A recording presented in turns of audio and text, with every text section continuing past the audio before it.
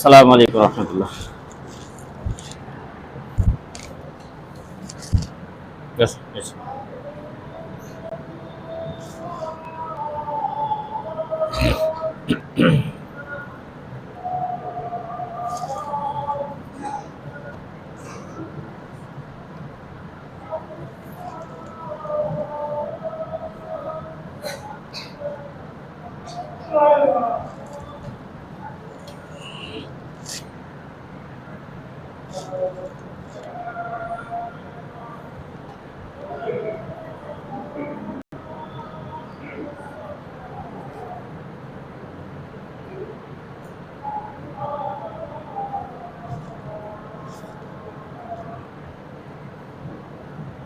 বড় আলোটা দাও গা, ওখানে বড় আলোটা।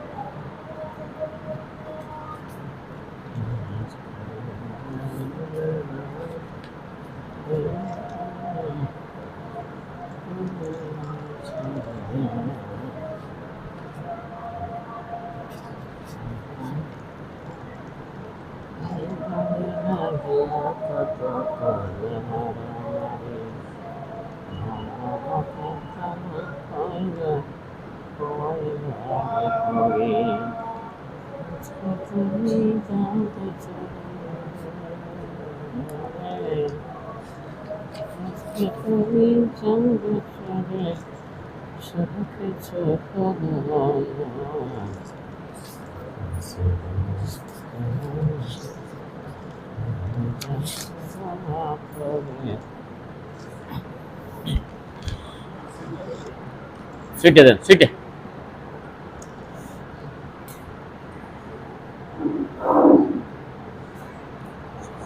আলহামদুলিল্লাহ আলহামদুলিল্লাহ নাহমাদুহু ওয়া নাস্তাঈনুহু ওয়া নাস্তাগফিরুহু ওয়া নাউযু বিল্লাহি মিন শুরুরি আনফুসিনা ওয়া মিন সাইয়্যাতি আ'মালিনা।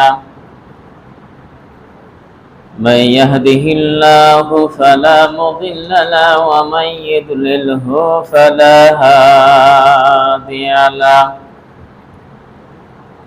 ونشهد أن لا إله إلا الله وحده لا شريك له الذي أرسله بالحق بشيرا ونذيرا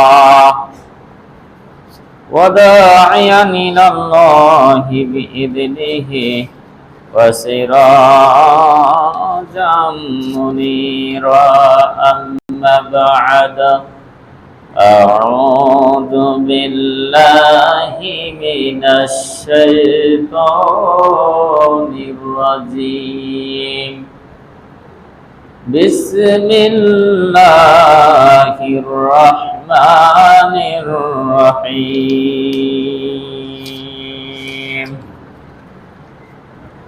والعصر إن الإنسان لفي خسر إلا الذين آمنوا وعملوا الصالحات وتواصوا بالحق وتواصوا بالصبر.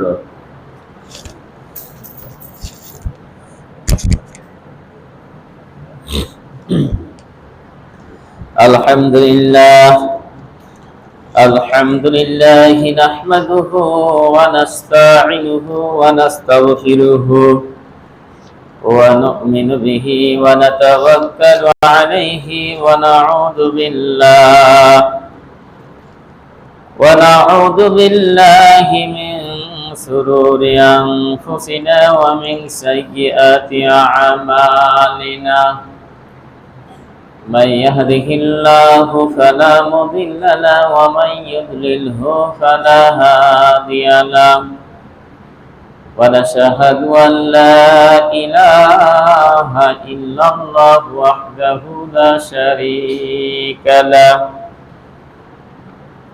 الذي أرسله بالحق بشيرا ونذيرا وداعيا إلى الله بإذنه وسراجا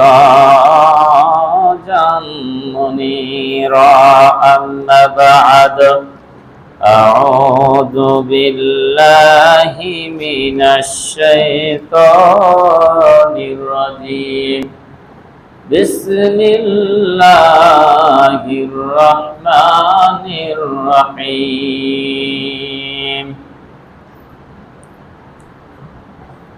وجاءت سكرة الموت بالحق. سكرة الموت بالحق ذلك ما كنت منه تحيد.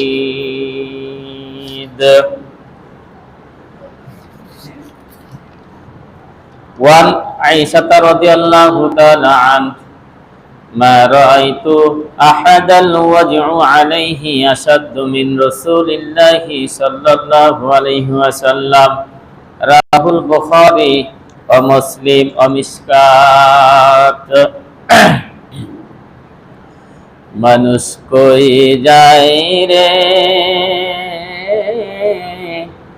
দুনিয়া ছাড়িয়া, মসজিদের ওই পালকি আয়না দোলা দে সাজায়া তারে জনমের লাগিয়া।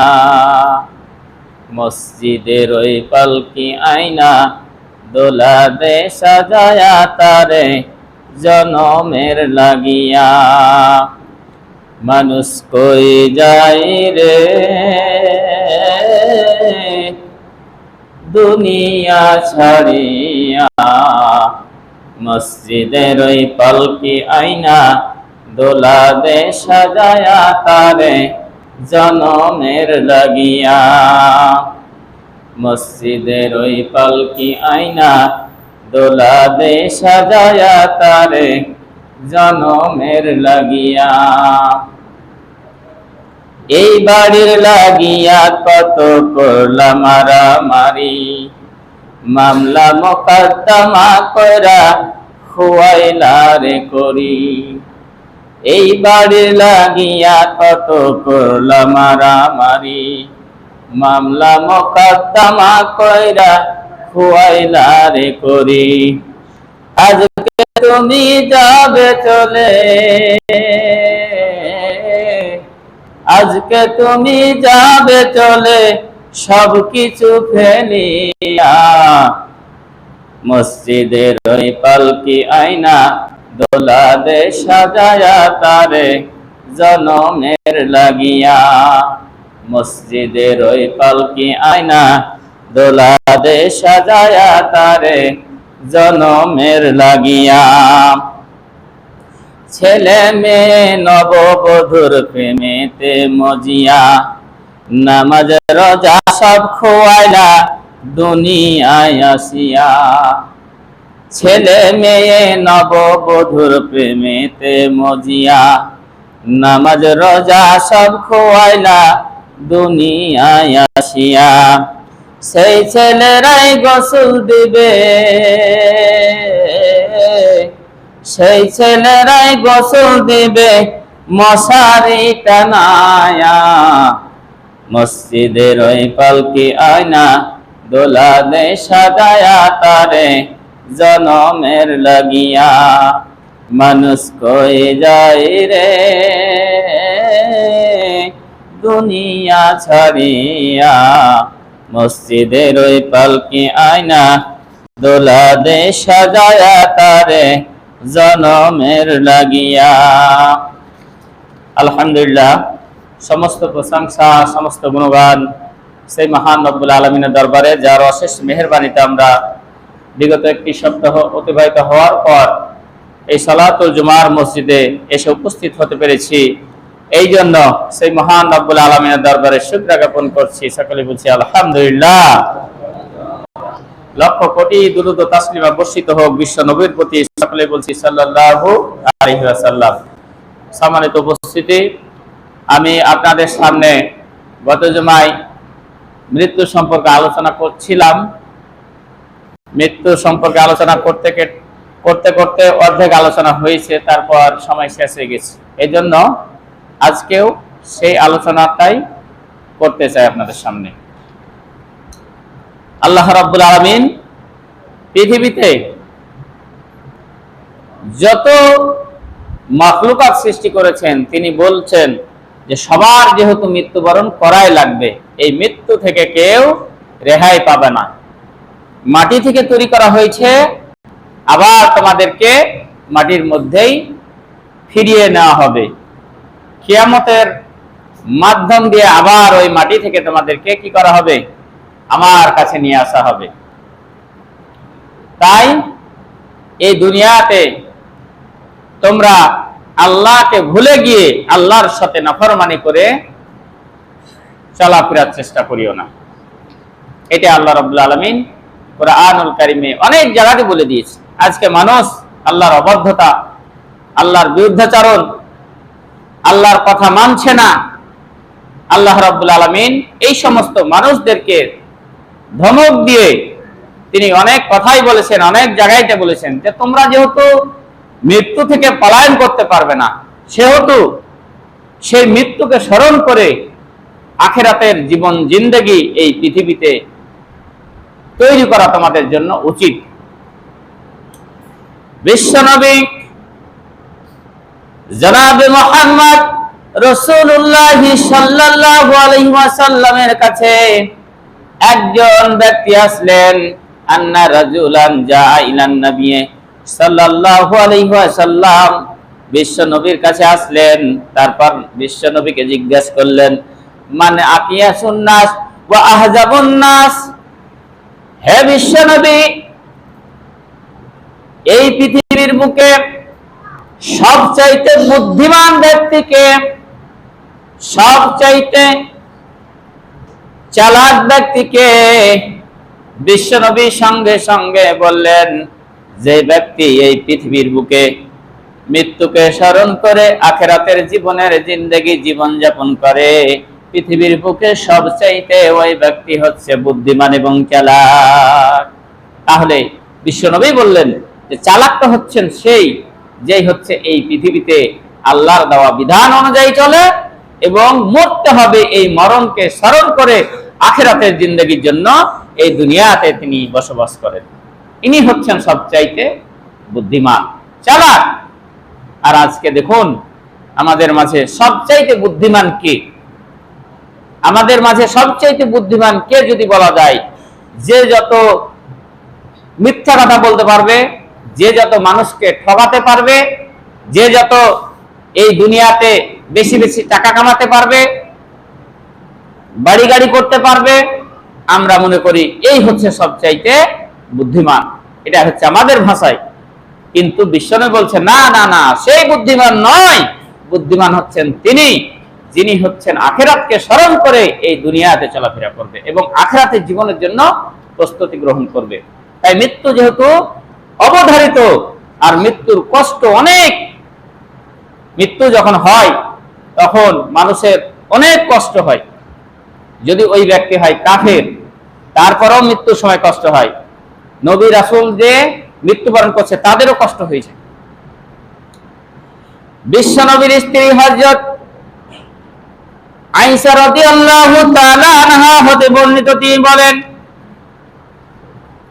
হযরত আয়েশা বলেন, বিশ্ব নবী মৃত্যুবরণ করার আগ মুহূর্তে তিনি আমার এই জাঙ্গের উপর মাথা রেখে শুয়েছিলেন। যখন বিশ্ব নবীর মৃত্যু হবে এই সময় যখন আজরাইল আলাইহিস সালাম তার কাছে আসলেন, তার জানটা যখন কবজ করলেন, জানটা যখন বের করলেন, বিশ্বনবী এত কষ্ট পেলেন। বিশ্বনবীর কষ্ট দেখে আমি যতদিন বেঁচে ছিলাম আর কোন ব্যক্তির মৃত্যুর কষ্ট দেখে আমি তাকে ঘৃণা করতাম না।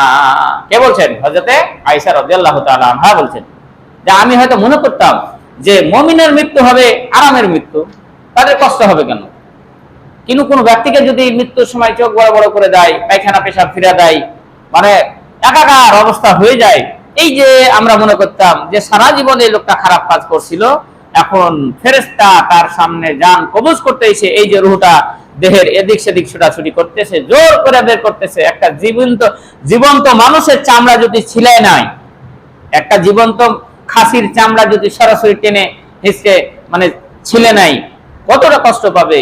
কাফেরের মৃত্যু যদি হয়, ওই যে হাদিস আছে, হাদিসটা যদিও বলবো, তো ওই রকম মনে করতাম যে এই কাফের, এই মুনাফিক, এই মুশরিক, না হলে এর কষ্ট হবে কেন?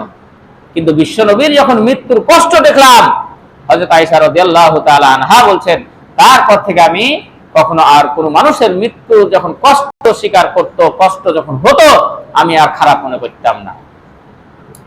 এই জন্য আল্লাহ রাব্বুল আলামিন বলেন, ওয়াজাআত শাকরাতুল মাউতি বিল হক যালিকা মা কুনতা মিনহু তাহিদ। আল্লাহ রাব্বুল আলামিন বলছেন, মৃত্যুর যন্ত্রণা অবশ্যই অবশ্যই আসবে। মৃত্যুর যন্ত্রণা সত্য, মৃত্যুর যন্ত্রণা সব ব্যক্তিকে সহ্য করতে হবে। যালিকা মা কুনতা মিনহু তাহিদ, অথচ এই মৃত্যু থেকে মানুষ পলায়ন করার চেষ্টা করে। এই মৃত্যুকে মানুষ ভুলে যায়, অথচ এই মৃত্যুর যন্ত্রণা মানুষকে একদিন সহ্য করতে হবেই, এখানে কোনো সন্দেহের অবকাশ নাই। আমার বন্ধুগণ, আল্লাহ রাব্বুল আলামিন এই জন্য বলেন, ওয়ালা তামশি ফিল আরদি মারহা, মৃত্যু যেহেতু বরণ করাই লাগবে, সুতরাং পৃথিবীতে অহংকার করো না, পৃথিবীতে তাকাব্বুরি করো না, পৃথিবীতে আল্লাহর নাফরমানি করো না। আল্লাহর যেই পথে চলতে বলেছে সেই পথে তুমি চলো। এই দুনিয়াতে মানুষদেরকে আল্লাহ রাব্বুল আলামিন এই জন্য বলছেন, ওয়ালা তামশি ফিল আরদি মারহা, ও গোলাম, তুই আল্লাহর বান্দা, তুই হচ্ছে আমার গোলাম, আমার দাস। গোলামের কাজ হচ্ছে মালিকের কথা শোনা। যেহেতু মৃত্যুবরণ করাই লাগবে গোলাম, এই জন্য পৃথিবীতে অহংকার করিস না, পৃথিবীতে তাকাব্বুরি করিস না, পৃথিবীতে আমি আল্লাহর সঙ্গে নাফরমানি করিস না। এভাবে আল্লাহ রাব্বুল আলামিন বান্দাদেরকে ধমক দিয়ে বলছেন, তোমার কত শক্তি, তোমার কত সাহস, তোমার কত পাওয়ার, এটা আমি জানি। ইন্নাকা লা তাখরিকাল আরদা ওয়ালা তাবলুগাল জিবালা তুলা। আল্লাহ রাব্বুল আলামিন বললেন, বান্দা, তোর কত শক্তি, তোর কত পাওয়ার, এটা আমি জানি। তুই ইচ্ছা করলে পায়ের লাথি দিয়ে এই জমিনটাকে ফেটে চৌচির করে দিতে পারবি না, অথবা রাগ করে এক লাফে ওই যে উঁচু উঁচু পাহাড় গুলো রয়েছে ওই পাহাড়ের চূড়ায় উঠতে পারবি না। এই তো তোর ক্ষমতা বান্দা।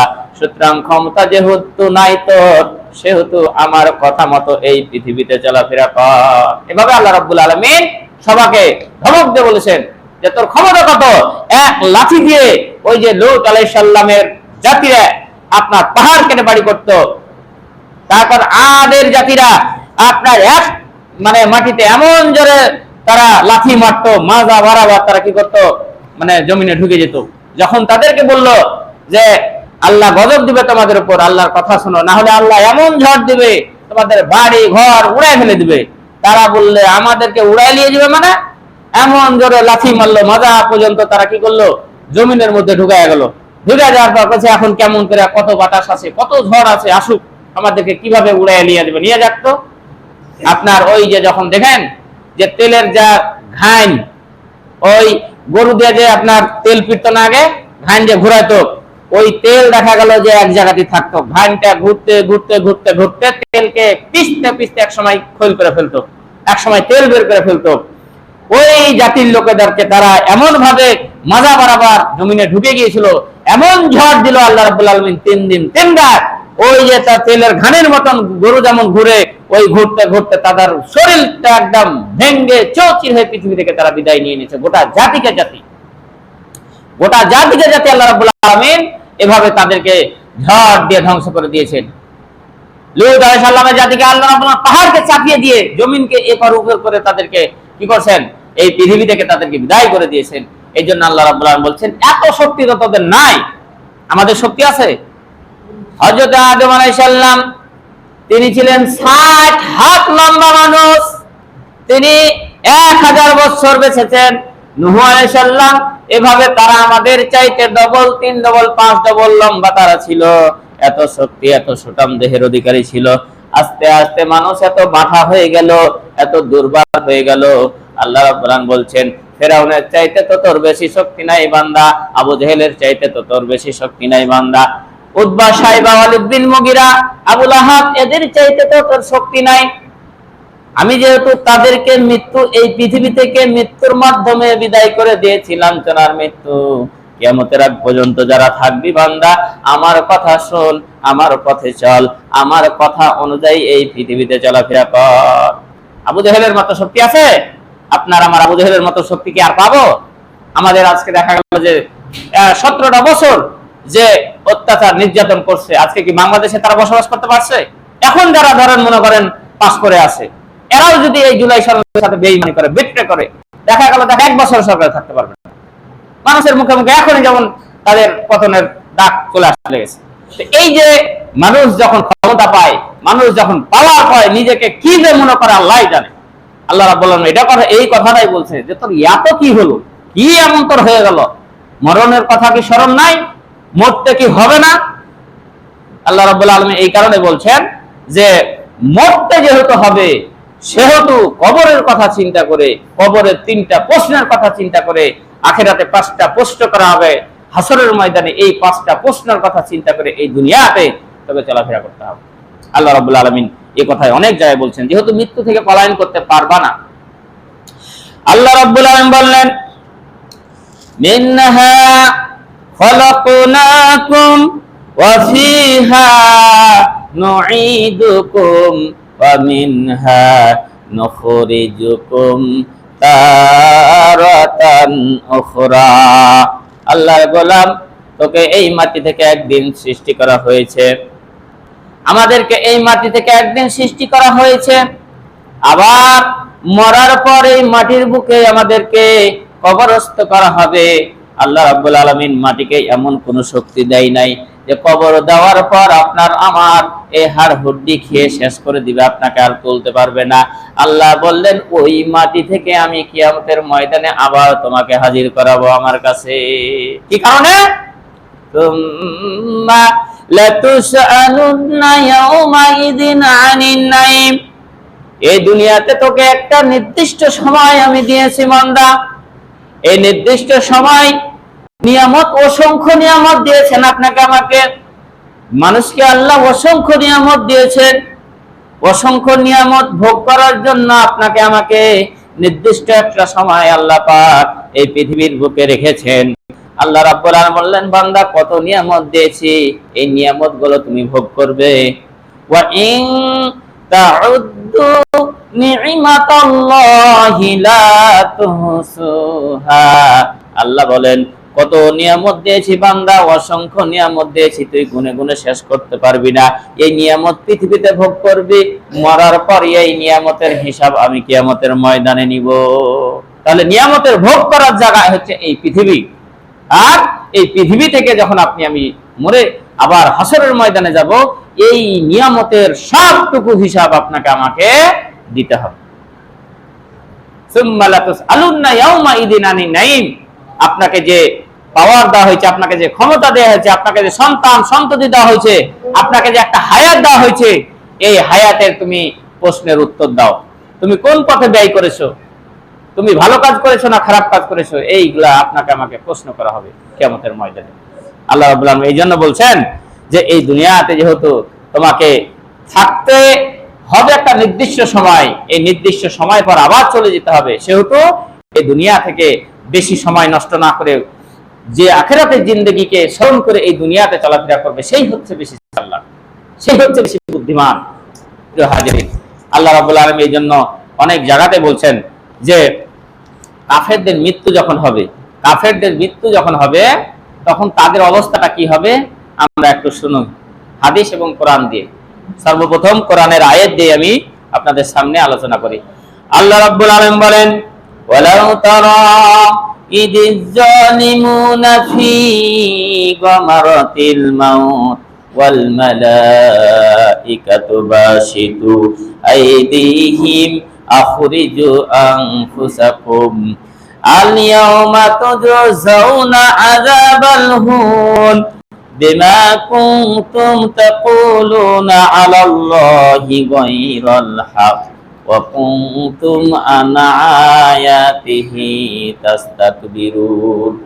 আল্লাহ রাব্বুল আলামিন বলেন, যখন জালেমদের মৃত্যু হবে, হে নবী আপনি কি দেখেছেন ওই সমস্ত জালেমদেরকে? বিশ্ব নবীকে ইন্ডিকেট করে আল্লাহ বললেন, ওয়ালাউ তারা ইদিজ জালিমুনা ফি গামারাতিল মাউত, যখন জালেমদের মৃত্যু হবে, মৃত্যুর সময় যে তারা কষ্ট ভোগ করবে, মৃত্যুর সময় তাদের যে দুর্দশা হবে, হে নবী আপনি কি লক্ষ্য করেছেন? ওই সময় ফেরেশতা দু হাতকে বাড়িয়ে দিবেন, ওয়াল মালাইকাতু বাশিতু আইদিহিম, ফেরেশতা তার হাতকে বাড়িয়ে দিবে, বলবেন আখরিজু আনফুসাকুম, এই বান্দা তোর আত্মাটা বের করে দে। এভাবে বলবে ফেরেশতা, আখরিজু আনফুসাকুম, তোর আত্মাটা বের করে দে। ওই আত্মা কিন্তু বের হতে চাইবে না। আল-ইয়াওমা তুজজাউনা আযাবাল হুন, ফেরেশতা বলবে আজকে তোকে লাঞ্ছনা করা হচ্ছে, আযাব দেওয়া হচ্ছে, অপমানিত করা হচ্ছে এই কারণে, বিমা কুনতুম তাকুলুনা আলাল্লাহি গায়রাল হক, পৃথিবীতে তুই জীবন যাপন যখন করেছিস আল্লাহ সম্পর্কে মিথ্যা কথা বলেছিস। মৃত্যুর সময় মানুষকে কষ্ট দিবে দুইটি কারণে।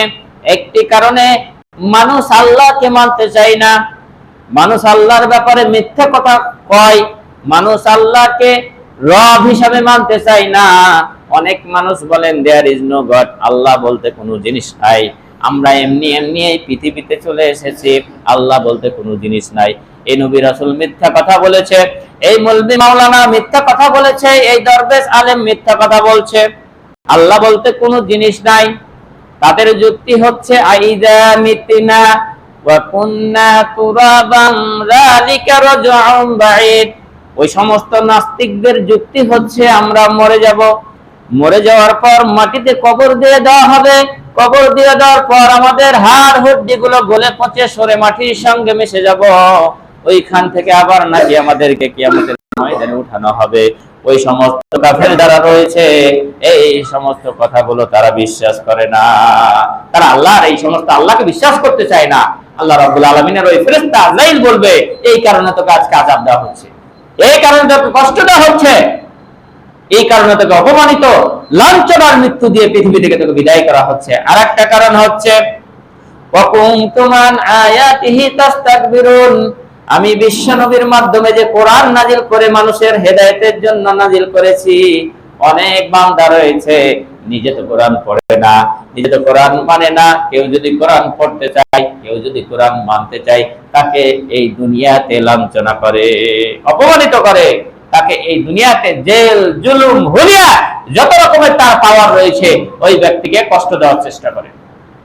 যা বিগত 17 বছরে দেখেছেন, অনেক আলেম ওলামাকে ধরে ফাঁসির কাস্টে ঝুলিয়ে দিয়েছেন, তাদেরকে জেল জুলুম হত্যা মেলা কথা বলেছে।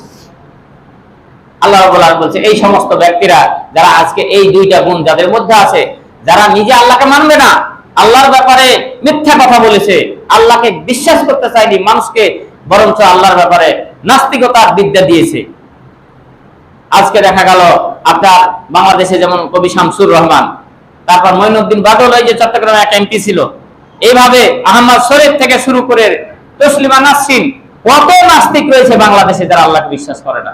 আর আরেকটা হচ্ছে, যখন যে বাংলাদেশে পাওয়ারে যায় তখন এরা একমাত্র ওই মৌলভী মাওলানার উপর অত্যাচার শুরু করে, কোরআনের মাহফিলের উপর অত্যাচার করে, এরা মসজিদ বানাতে নিষেধ করে, আবার দেখা গেল যে মন্দিরে ভিত্তিকে সরকারি ভাবে টাকা দেবে। বাংলাদেশের যত মন্দির আছে দেখবেন সরকারি ভাবে এত চাকচিক্য ভাবে, এত আলিশান ভাবে মন্দিরগুলো তৈরি করা হয়েছে।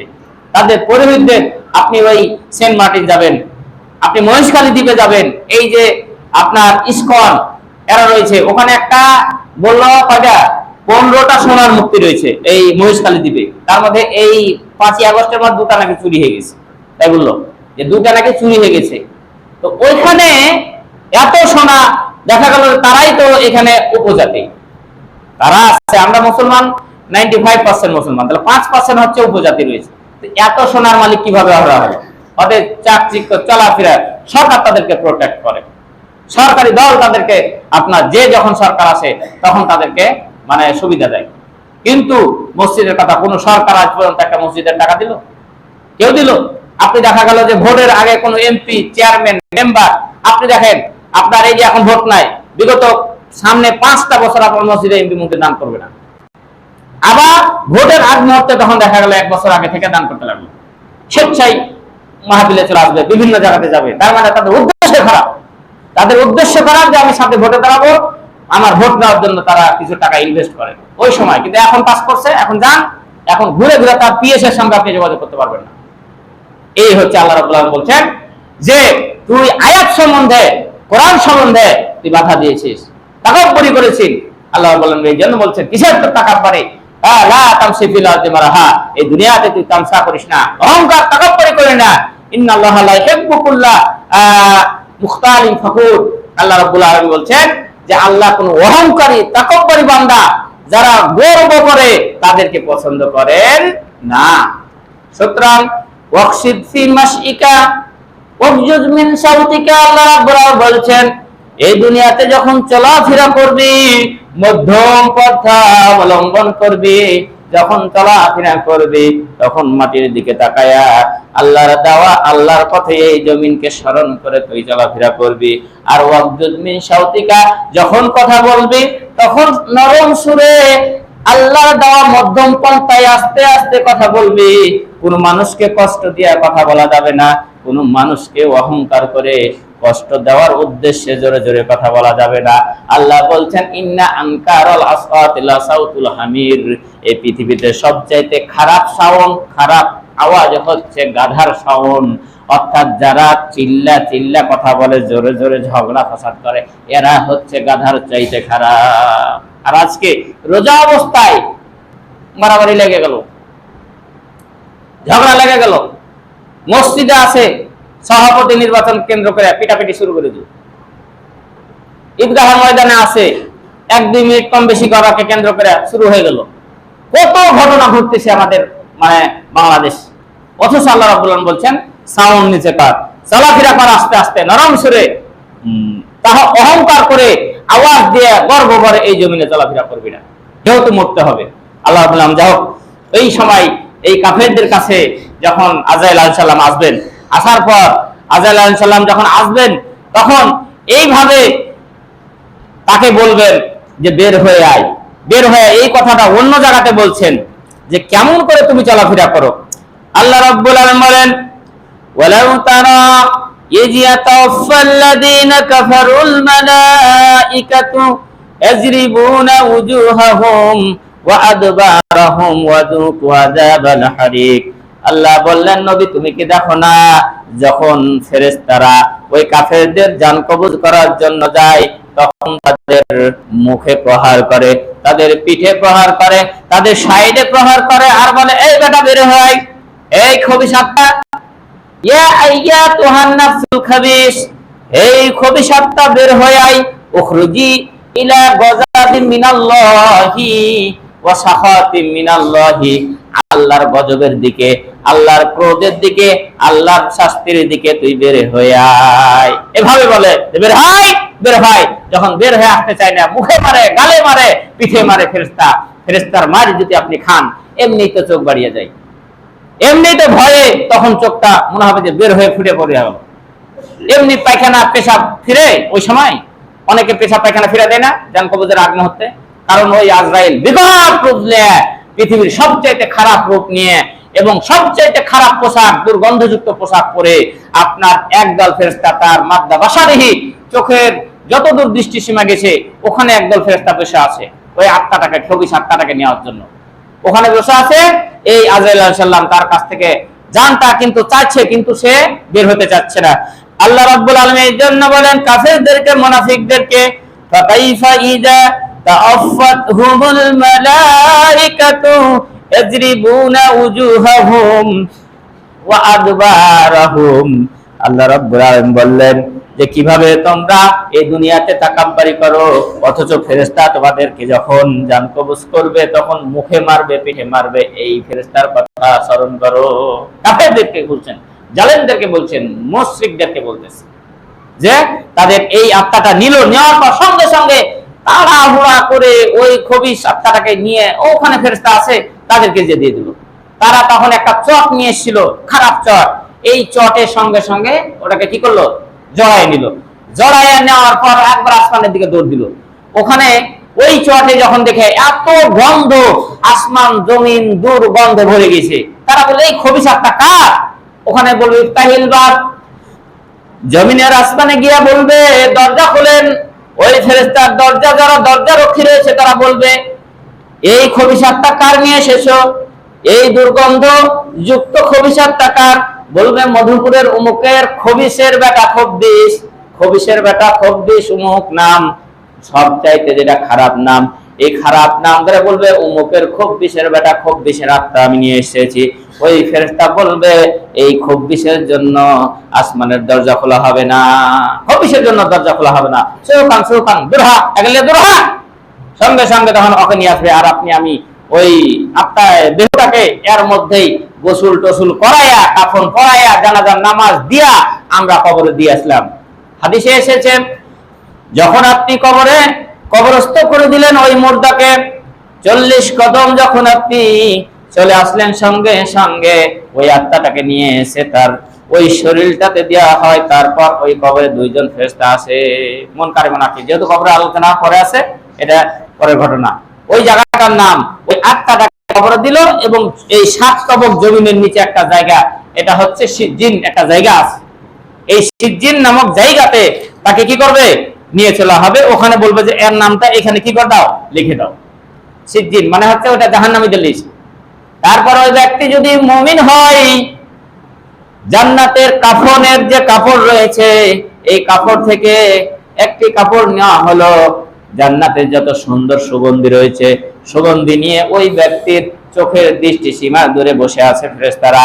আজরাইল আলাইহিস সালাম এসে বললেন ইয়া আইয়াতুহান নাফসুত তাইয়্যিবা, হে পবিত্র আত্মা, উখরুজি ইলা মাগফিরাতিন মিনাল্লাহ, তুমি আল্লাহর ক্ষমার দিকে বের হয়ে আসো, আর রিজওয়ানুম মিনাল্লাহ, আল্লাহর শান্তির দিকে, আল্লাহর সন্তুষ্টির দিকে বের হয়ে আসো। বলা হয়েছে একটা কলস থেকে যদি পানি এভাবে খাড়া করে কাট করা হয়, কাট করে যেমন সহজে পানিটা পড়ে যায়, আল্লাহর নবী বলছেন ওই মুমিন বান্দার আত্মা এত সহজে আজরাইল আলাইহিস সালাম কবজ করে নিয়ে চলে যাবেন। সঙ্গে সঙ্গে ওই জানটা কবজ করে ওই যে কাফনের যে কাপড় ওখানে ওদেরকে দেওয়া হলো, সঙ্গে সঙ্গে এত সুগন্ধি যা আসমান জমিন সুগন্ধিতে ভরে গেল। ওই আত্মাটাকে নিয়ে আসমানে দৌড় দিল, যা বললে তাহিলবাদ, দরজা খুলেন। ওই আসমানের দরজা রক্ষীরা বলবে এত সুন্দর আত্মা, এত সুগন্ধিময় সুন্দর আত্মা কার? তখন বলবে মধুপুরের অমুক হাজির ছেলে, অমুক হাজির আত্মা, অর্থাৎ সুন্দর নাম ধরে বলবে অমুকের ছেলে, অমুকের আত্মা।